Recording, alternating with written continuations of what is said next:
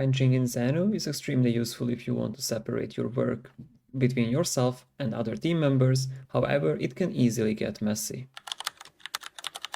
To help you stay organized in your branching, let me introduce Calico extension. On the right side, you can see an average branching with a couple of branches, not even that many. It is already getting a little bit overwhelming to figure out what are the actual tasks that you would have to work on. On the left side, however, if we open up the branching, we have now a searching field, a filtering by tags, filtering by responsibles, and the UI is a little bit different. On each description, you can peek into and take a look what's inside, and you also have people who you want to get this done by, and you have tags on the branches. So for example, if I would like to see all the chore related endpoints for my branches for myself, I would just select chores and myself, and I can jump straight into one of them.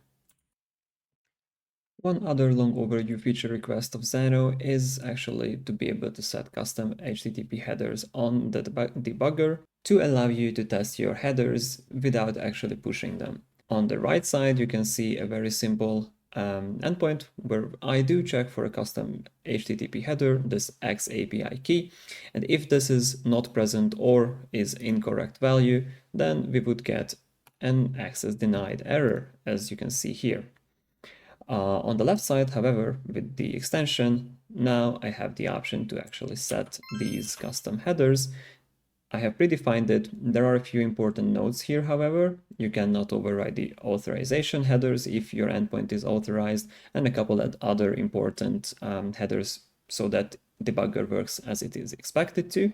But with having this header set in here, you will actually get a result that is successful, and the reason being is that we had the header passed on through the debugger as well. You can get this extension from the Chrome Web Store, and you can find the documentation under the website link also here on the extension store, but you can come back to this YouTube channel anytime to see about the new features and everything that's coming.